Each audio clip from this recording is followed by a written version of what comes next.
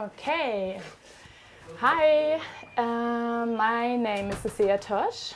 I'm from SEV Berlin. And last year we founded Talking Tacheles, the event series, together with Lost in Groove. And the series is to understand or to dive deeper into the electronic music scene and to understand the roots of club culture. And so this is happening through key players from club culture. And exactly. We just want to make the scene more transparent to a bigger audience and show its diversity and complexity. So today we are having our premiere at Her Berlin, proudly. And I have today here Isabelle Beese from Belisa Booking. And exactly. So Isabelle is already for more than 10 years in the music industry. And she started right away with Cocoon in Frankfurt and Cocoon Recordings, followed by jobs at Cosmopop, organizing big festivals with them like Time Warp and Love Family Park or Sonus Festival. Then in the year 2014, she came to Berlin and started to work as a booker for the Frankfurt-based label Rawbox and hosted monthly event series at Tresor Berlin. And then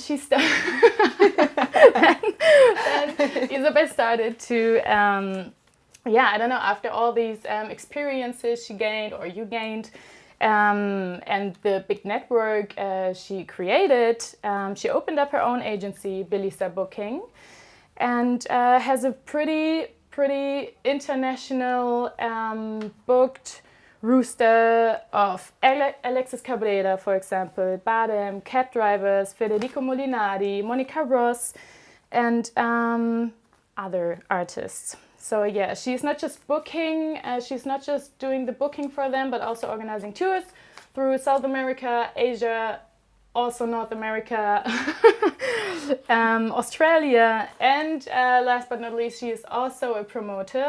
So she is running her own event, she's running her own events in different clubs like Ibiza Underground, Club der Visionäre, Watergate, and Tresor. So yeah, I'm more than happy to welcome you today. Wow, thank you for that introduction. Thank you for having me. It's a pleasure to be here. Yeah, nice.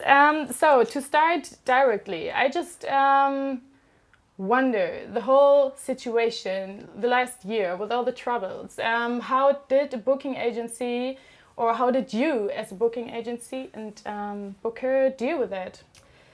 Yeah, it was really heavy when the crisis started last year. I mean, everything was on a hold from 100 to 0. So it was really difficult to handle this situation. What I did last year is that I tried to stay in contact with the promoters because, to be honest, to get all the necessary information from our media was nearly impossible. So you have to imagine if there are rules changing in Australia, we would have never known about it here in the German media. So I really tried to keep the contact with all the promoters, which was really important. But I mean, of course, the pandemic was everywhere and there were no bookings worldwide anymore. And we never had something like that before.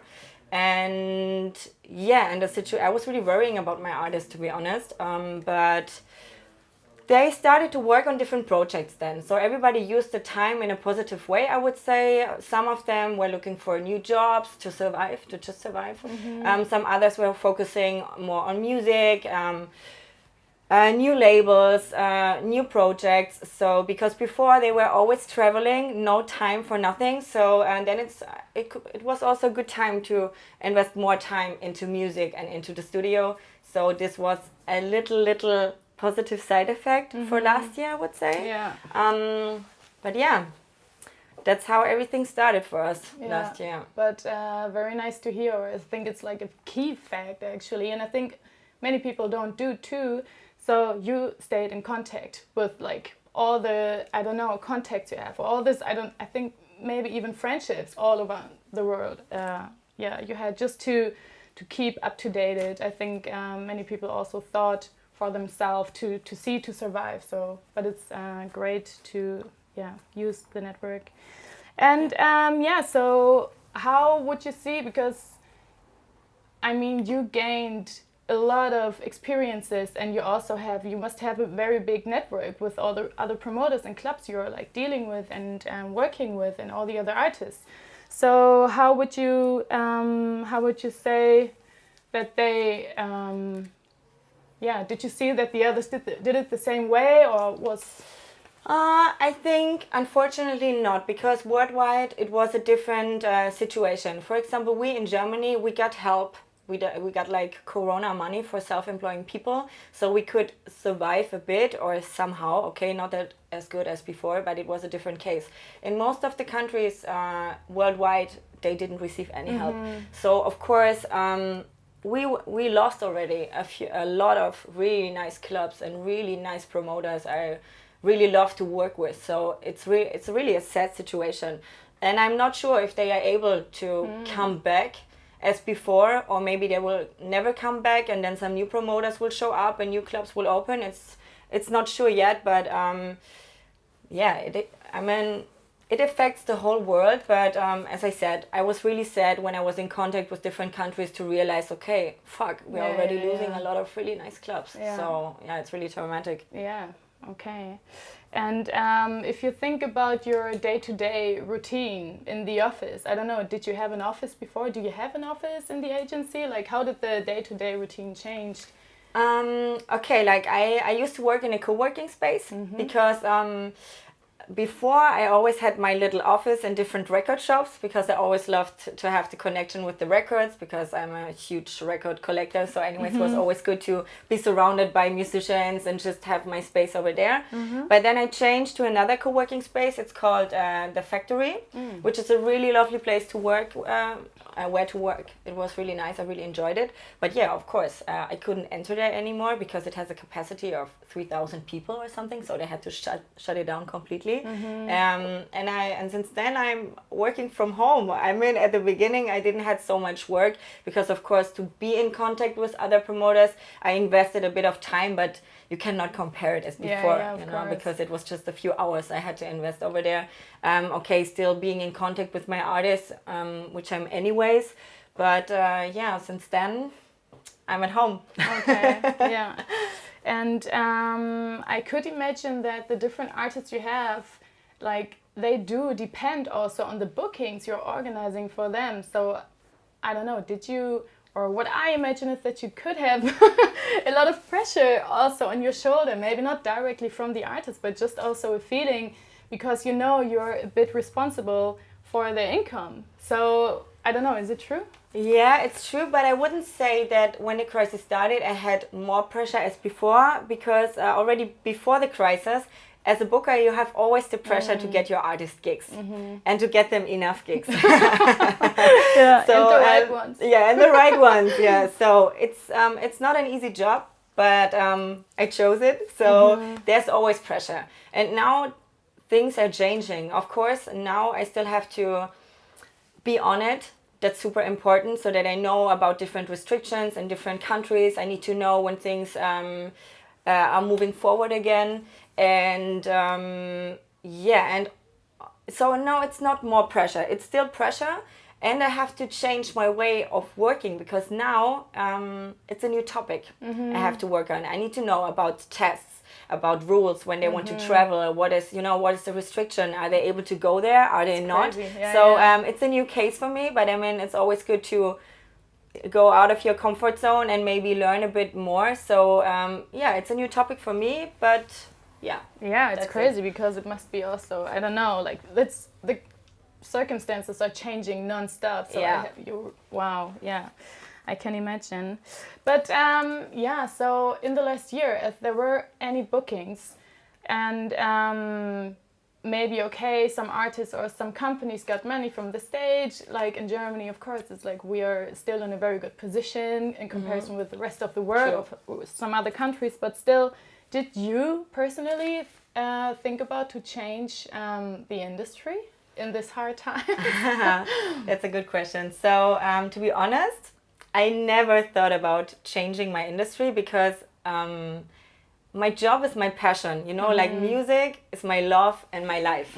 So to change the profession was never, I just never thought about it.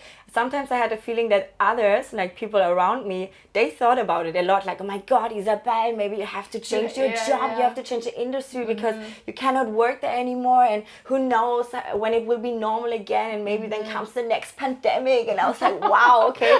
So man, okay guys, you're right, but yeah, I cannot imagine to work in another industry, to be honest. So I also no pandemic would stop me working for what I love, and I would try to fight for it as long as possible. But who knows what the future brings? Yeah, I think it's beautiful because I just know from the artistic side, it's more easy to say, hey, this is my fucking passion. Of course I'm gonna stick with it because music is what I love. But I find it a bit more, or I can't know how it is as a person who is also working in their passion, but your passion just looks different. But it's still this scene, this culture, these people, this music. So I think it's it's beautiful to hear that it's still also for you, even if you're not an artist, this really hard thing. It's true. I mean, for me to spread music in this world and to make people happy with music, there's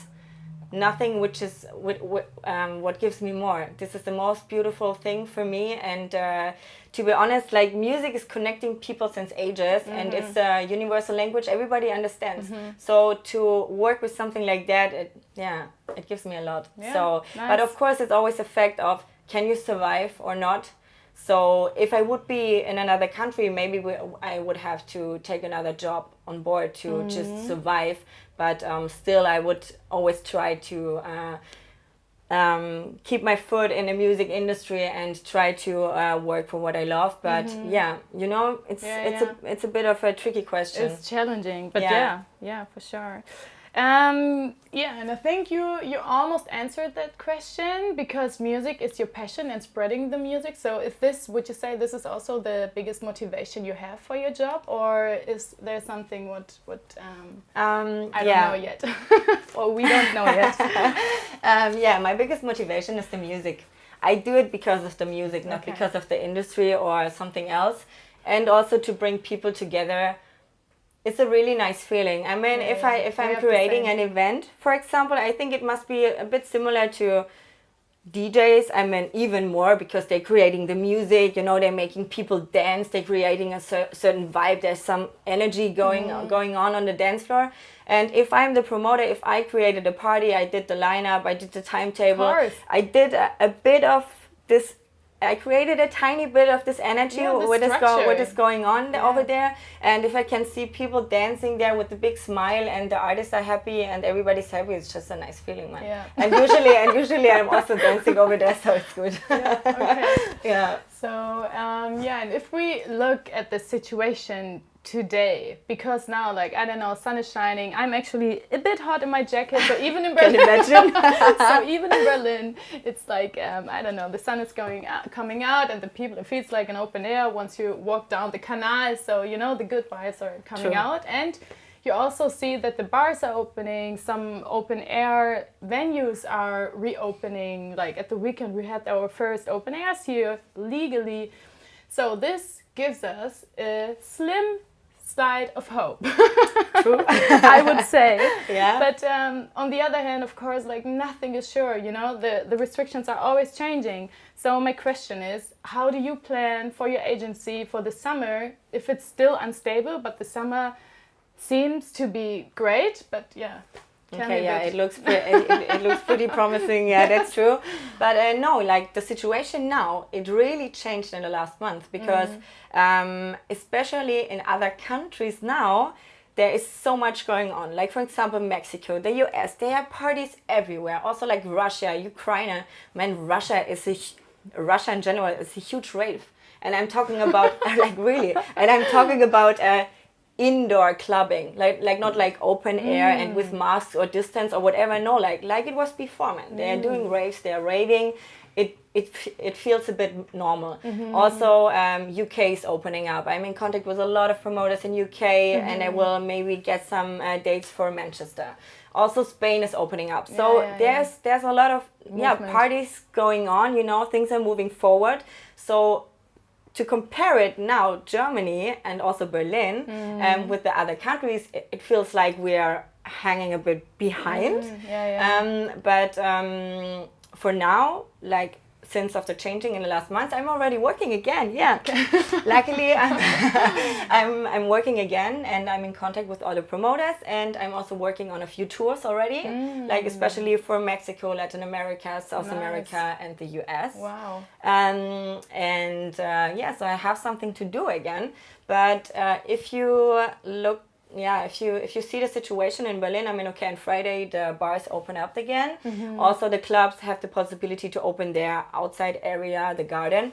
But for now, first was gastronomy, like it was last year. Yeah. So we're still not able to dance. No, not like really. in the clubs we used to dance before, and it's hard to see. As you said, the restriction is always changing. So we need to see how it goes. So maybe we open up slowly, step by step, and in 1 month we're able to also dance in our beloved clubs again. Or are we going to make a step back because everything is opening now again? So I don't know, but at least I'm really happy that that I have the feeling that everything is moving forward in general. But if you think about these international bookings you're already setting up for your artists, so is it in comparison with the other years? Is it something the artists can live from? Like, if you just as it seems so far, do you think they can survive from the gigs you're able to get for them, or is it still just in terms of like in the connection with Corona, it's good, but it's still not. No, absolutely not. They cannot survive at all with the small things I'm talking about. So now it's like, oh my God, we can have big, one gig. You know, it's like, man, exactly.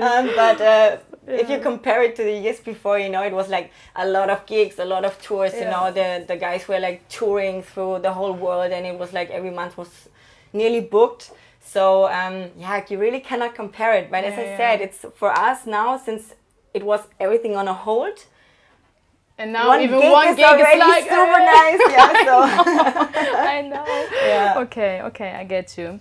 But I heard or I saw also that you have some other things going on next to the booking agencies. So maybe it also came out of this. Out of these circumstances that you had to rethink and that you had to plan something new. So maybe you want to tell us about your new project. Okay, so we're talking about Warm Up Berlin. I started a new project, but I wanted to do this since years already. I think around 4 or 5 years, but I had the idea, I had the vision, but I never had the time for it. And then when the crisis started, I had the time to do it again, to start it. And the project, it's kind of like, it's a video interview platform where I'm going to interview people from the scene who have shaped and influenced it, like for example club owners, label owners, DJs, like everybody who is a part of it. And the message behind is like that I want to share knowledge about our scene, to share the spirit, especially with the next generations of the young kids which are starting to explore their first raves, or okay, not now, but to just start to create this passion for something. And I think it's always super important to keep a certain spirit and a certain spirit alive, and to share knowledge. And of course, especially in these times, I thought then it's super good to get this platform started, because you can keep the people connected. And I think usually you go into a club, you have to exchange, you meet new people, you stay connected, you know, there's something going on, some vibes, and now there's nothing anymore. So I think it's a cool time to create this project, because then people who have not the possibility to do something like this anymore can have a bit of this feeling again, a bit of this vibe back.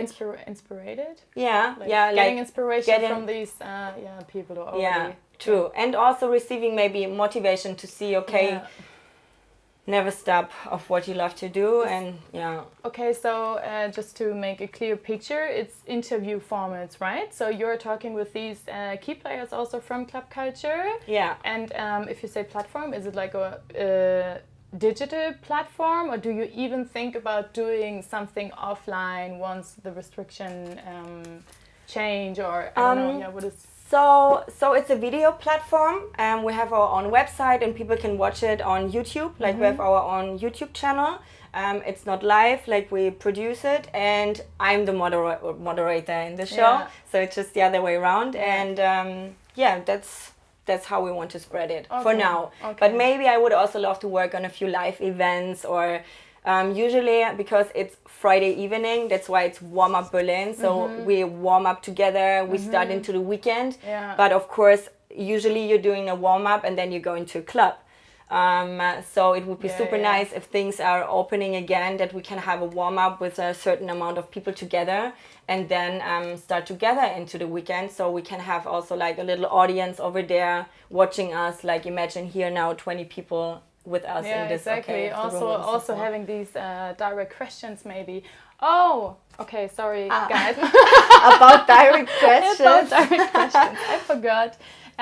So to everyone who is watching right now, we are happy if you have any questions, just write them down below the video in the comments, and we're gonna collect them, and she is going to answer them. So just feel free, whatever pops up, put it in the comments below. Okay. So, and we talked now also a lot about I don't know, the things, how everything started and everything, and what's going on. But I also would like to know how the structure of a booking agency in general is working, because, to be honest, I now have some ideas because I did prepare myself for today, but I haven't really a clue, to be honest. So maybe you tell us a bit how the structure is working in a booking agency, and also like how do you finance yourself? Or maybe starting with this. So maybe you could explain me a bit more what you mean with structure. Structure. I mean, okay, so are you going to? It's a 9-to-5 job, so you go and you're gonna. Like my tasks. Yeah, exactly. Or the people I'm working with in my agency, or my tasks. Your tasks, like exactly. What do you have to deal with, and how do you survive, and how do you get? When is the point when you would say, okay, it's running very good, and Okay, so first about the financial point. So to explain it in general, like artists, they're receiving their artist fees and they are paid by the promoter, and I receiving my commission on top. That's how you finance an agency. That's nearly it. And the structure, I mean, I'm the only booker and the only event manager in my agency, but I have a lovely logistic girl, Andrea, in my team, and a lovely guy, Robert, in my team. He's doing the social media and the marketing. That's like my little team, the structure. And my task, like my work, what I do, or how I proceed with things is, usually I'm starting with making research for clubs my artists could fit in music-wise. So then I try to find out the emails, which is in the meanwhile super easy, because you can always find the emails or the contacts through social media. Back in the days it was a bit more difficult to get some booker addresses. so it changed. Then you're contacting the clubs, the promoters, and maybe sending some music, just like a new podcast from the artist you want to propose. And usually you always have to send several requests, because you need to imagine, like clubs and promoters, they receive tons of requests. So usually I always have to send a few until I receive an email. And I mean, I'm talking about new contacts, like not the people I'm working with since a long time. Of course, then it's another working ship, so you always reach each other. It's just about the new contacts. And and as soon as you get in contact, you exchange date possibilities, budget possibilities, and then you can start on work on a few gigs. And I'm taking care of the contract then, and details like tag writer in general. And my logistic girl is taking care of the flights, of the hotel, and getting in contact with the promoter about pick up times for the artists and all the details you need to consider. And then it goes to the marketing social media section, and then we have to promote all events, all upcoming EPs. that's how it goes. Okay, I already had some questions popping up. Okay, tell me. let me get them. So, first of all, if you say, of course the artists have their fee and then you put your fee on top, but do they have like, it's usually you talk with the booker, okay, so my artist costs, let's say, €500 and my fee is whatever, let's say €50.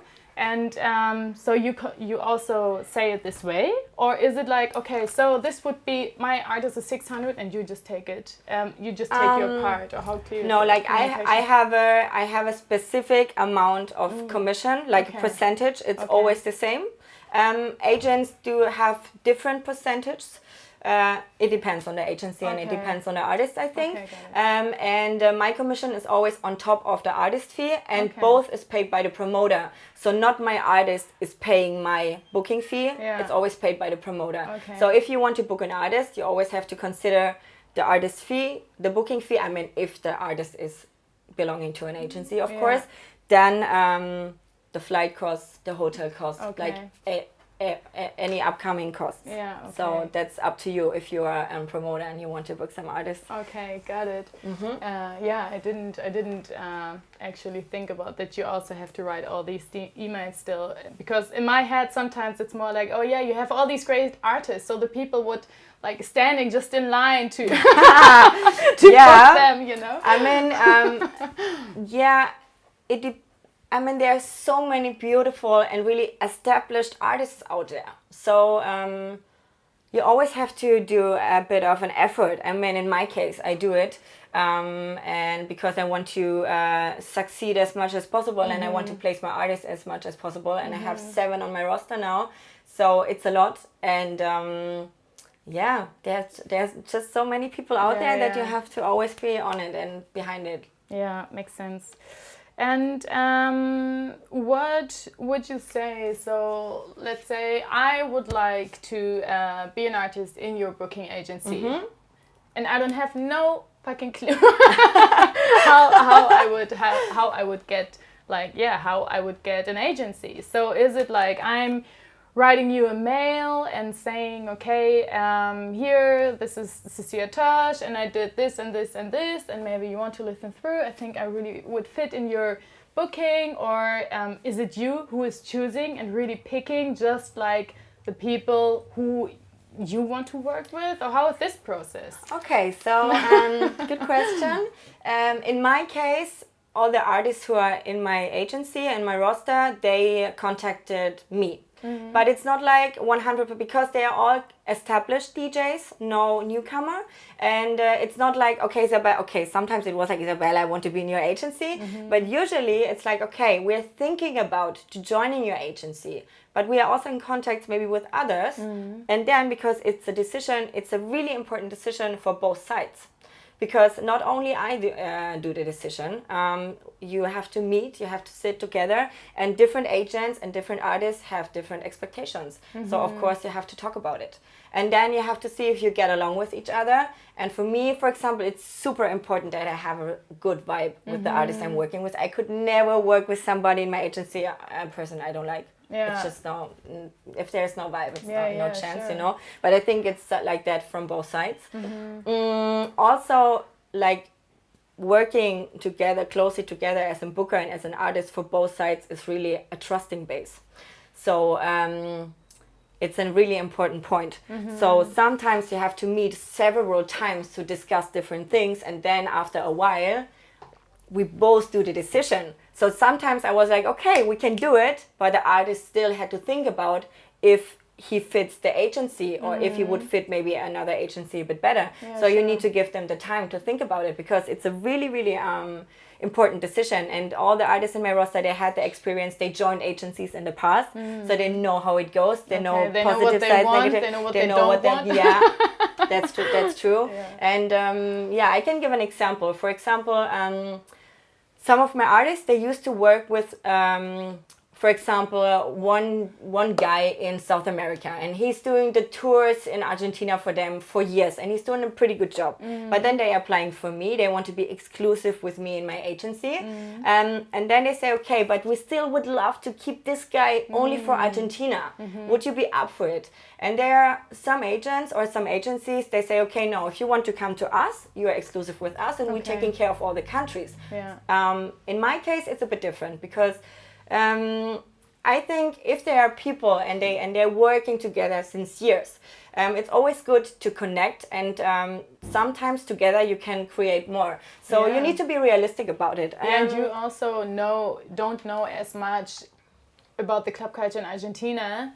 Then the booker in Argentina is like having this feeds there, right? That's a really interesting fact, because I have all the contacts in Argentina, but imagine the other way around. If an Argentinian guy want to make parties or want to reach people in Berlin, I'm the person who can reach them even faster, because I'm anyways around, we see each other regularly, so it's easier and you can agree faster in a few deals. So it's the same for them. So I cannot reach all these guys so fast than he can. So why not stick together, and maybe I can also add a few other things, and then at the end we have like 10 or 15 shows, instead of saying, no, I do it exclusive, and then I just coming around with 5 gigs. So for me, the most important thing is that my artists are able to spread their vibe and their music. And if there's another person who could help me with that, I'm happy with it. Right. So, I get you. but this is for just one example of a lot of different things you are discussing in meetings like that. And for newcomers, it's a bit different. If you want to apply as a newcomer, it's a difficult question, because what is a newcomer? Like, are you a person who is already working for music, producing music since 10 years, doing DJing, and then deciding to, okay, I want to go out with it? Or did you just started to make music 1 month ago and you want to bring it out? It's a completely different, because it's always about the quality of music. So if you are a person just starting your thing, I would always give the advice to take your time, grow a bit, and not already immediately applying for a booking agency, because I think it's also always about experience and stuff like that. And it's also like, if I think about I don't know, all these topics a musician has to think of, it's so good to make all these experiences, like the talks with the other booking agencies or like with other clubs and stuff. How is this communication, the whole structure behind the scene going? So I think also it could be, I don't know, I'm very thankful that I'm making these experiences by myself, because I know how the things are running. So I'm not giving away all the responsibility, and I'm not even aware of what my booking agency would handle and stuff. So because this causes stress, because as I said, it's a trusting base. You're not sitting next to me 24 hours and checking if I'm sending out requests or not. But sometimes, as I said, you're waiting ages for answers. So if you don't know how it goes and you're new into an agency, you could think, okay, man, she's doing nothing because I don't get it. I don't get a feedback. And I'm like writing emails, telephone calls, hey guy, can you give me feedback? That's why I'm saying it's always good to have a bit of an experience, and and then you can go for it. And if you think about your artists, because I mean, like, they're all pretty much minimal driven, I would say. Correct me if I'm wrong, but would you say, because I mean, every artist is like developing itself, is working on it's not like one style for, I don't know, 10 years, So how do you deal if an artist is actually changing its style? Or like, I don't know, his vibes and everything. Do you still stick with him? Or how do you deal with it if he is like surprisingly playing this techno set, even if you thought he would, I don't know, doing this, a casual minimal thing? So, for example, about the techno example, if I'm creating a lineup, and my artist would never, you're making a warm-up, maybe a minimal housey warm-up, he would never play, or he or she then just cutting and doing techno, and then afterwards is house. Let's say it's a 5 a.m. thing in a club where it's possible, but you didn't expect it that he would do it, because you don't know always how the artist is developing. I mean, sometimes it depends on the crowd, they're more pushy, they're playing more heavy bass lines or whatever, you know, they always stick to the crowd. So I would not say that they're always playing the same style of music, because they also have to adapt to the time, as you said. If it's a warm-up, is it a prime time? Is it then after hour? Is it a 6 hour set? Is it an open air? Is it indoor? Yeah, music is always changing, so it's not, they cannot play always the same records in the same context. That's for sure. But if an artist really decides, like not spontaneously during the night, but like really thinking about, okay, I think I want to go into another direction, I want to make a new style of music, of course you have to tell me that. And then it depends of how the artist, it depends on how the artist want to change, you know, so then you need to be realistic again, because if it's then more, if the artist want to play then more EDM, for example, I would be maybe not the right person anymore, and then the artist would, for the bookings, because of not having the right contacts for the artist anymore. So then you have to sit together again, talking about it, and then I'm happy if the person changed his style, to say, okay, maybe this agency would be better for you then. So I think that's the way how you can work on something like that. Okay, got it. Nice. Okay, and let's say, yeah, I don't know. Maybe we can see also if some questions came in. Oh God. So, for example, what are typical needs of artists? Is there something that everyone wants over and over again? You're getting okay.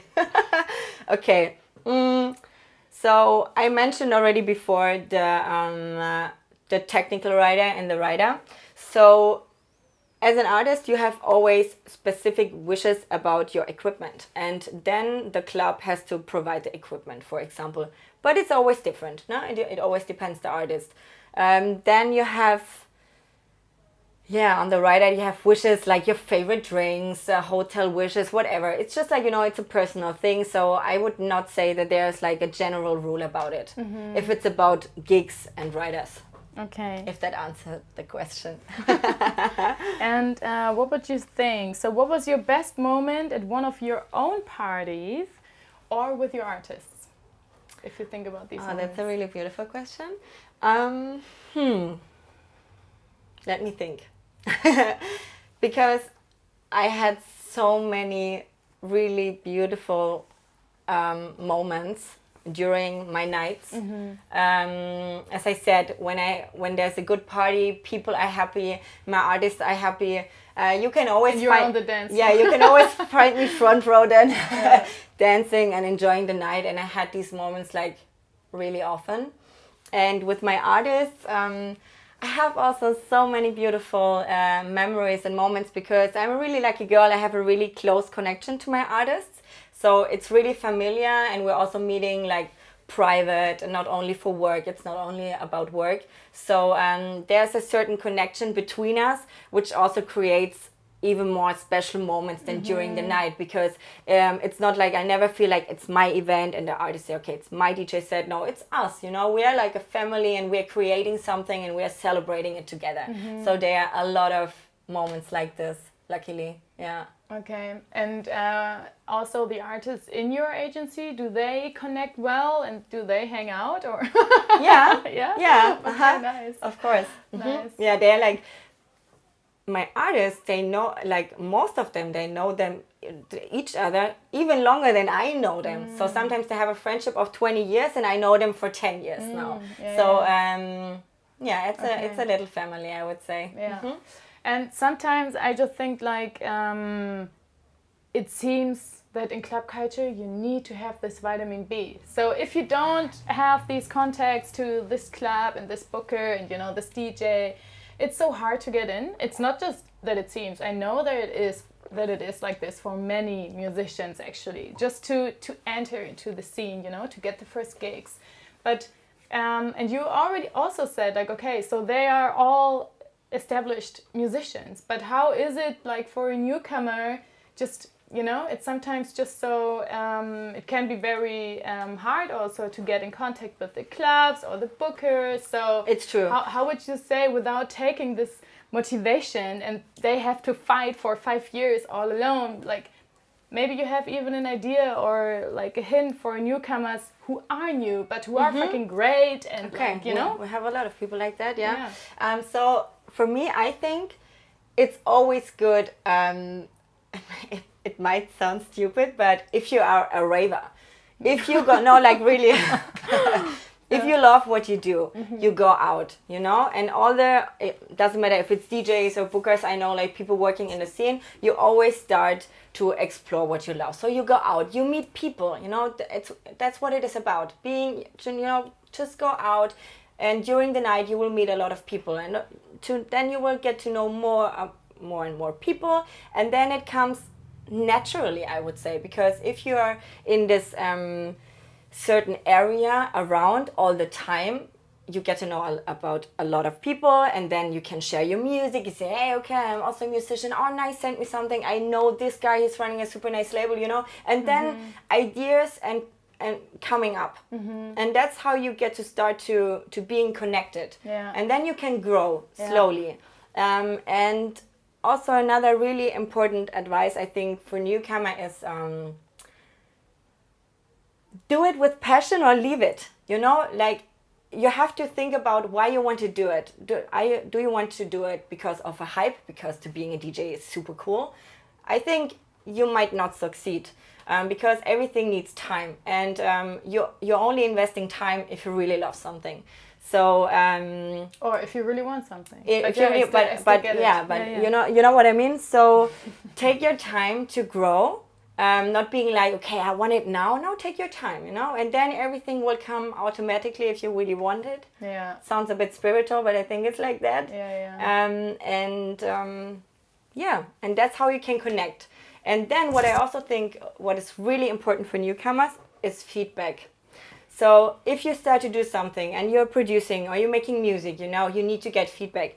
And feedback from friends, I mean, it's good, it's okay, but they usually never give you like a proper feedback. They say like, mate, man, you fucking smashed it or whatever, you know. But it's like, that's not a feedback. What I can give as an advice is send your music out. I'm also receiving music or like promo materials from super young people. I never heard from them, but they're really into this thing and they want to have feedback, and that's a super cool thing. So they're even asking you for just sending it and just sending it, like saying, hey, I'm Cecilia, wherever, you know, I'm doing music since 2 years. I'm super new. I'm super interested. I just created a new podcast, or this is my EP. I'm just starting to work on it. I don't have this proper expensive equipment. I just do it with my laptop or whatever. It doesn't matter.